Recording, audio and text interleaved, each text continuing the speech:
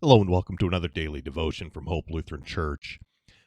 We are coming to the end of our look at some of the post resurrection appearances of Jesus. We've been able to look at several of them, not all of them, and see how Jesus continues to take care of his church, to teach his church even after his resurrection.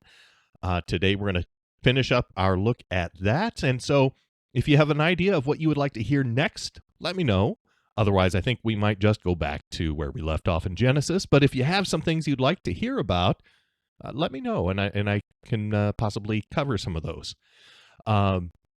Also, a couple things to look forward to this week. On Tuesday night, 7 o'clock, I'm going to be having a Facebook Live conversation with Pastor Micah Wildauer, missionary to Togo. If you have questions, if you want to know more about what's going on in the mission field, please be there to hear that conversation, to know what's going on in the church at large.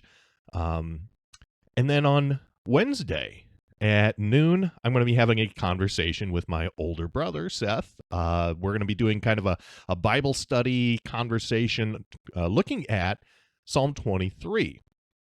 Psalm 23, because this coming Sunday is going to be Christ the Good Shepherd Sunday. The fourth Sunday of Easter is always Christ the Good Shepherd Sunday. So we're going to be taking a look at Psalm 23 in anticipation of that. So join us for that, and you can put in your questions as we go during that time as well. With that, let's jump into John chapter 21, beginning at verse 20. Peter turned and saw the disciple whom Jesus loved following them, the one who had been reclining at table close to him, and said, "Lord, who is it that is going to betray you?" When Peter saw him, he said to Jesus, "Lord, what about this man?" Jesus said to him, "If it is my will that he remain until I come, what is that to you? You follow me." So the saying spread among the brothers that this disciple was not to die. Yet Jesus did not say to him that he was not to die, but, "If it is my will that he remain until I come, what is that to you?" This is the disciple who is bearing witness about these things, and who has written these things, and we know that his testimony is true. Now, there are many other things that Jesus did. Were every one of them to be written, I suppose that the whole world could not contain the books that would be written.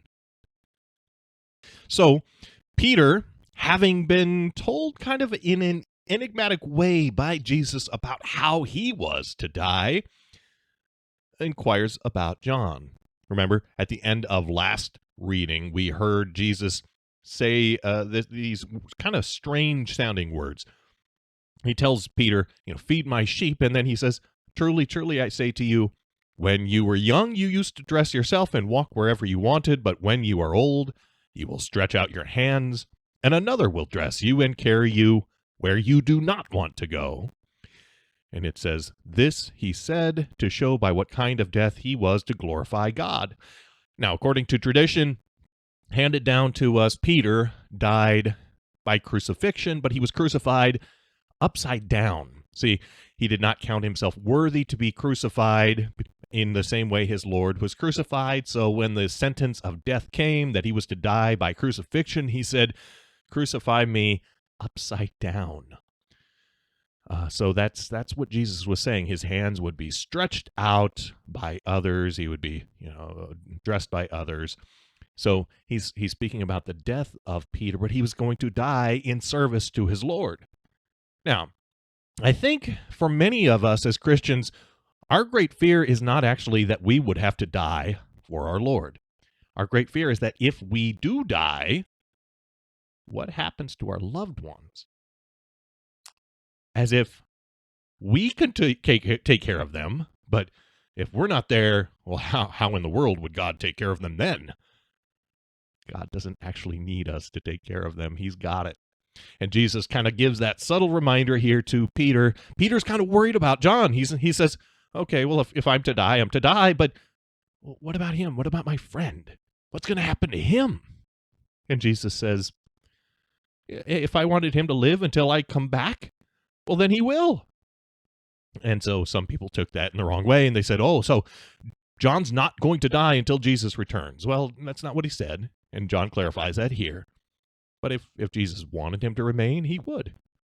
Remember, Jesus is king. Jesus is in control. We don't have to worry. We don't have to worry about ourselves. We also don't even have to worry about our loved ones. Jesus has it. He's got it in his hands. There's nothing to fear. Nothing that Jesus has outside of his control. Everything is in his hands.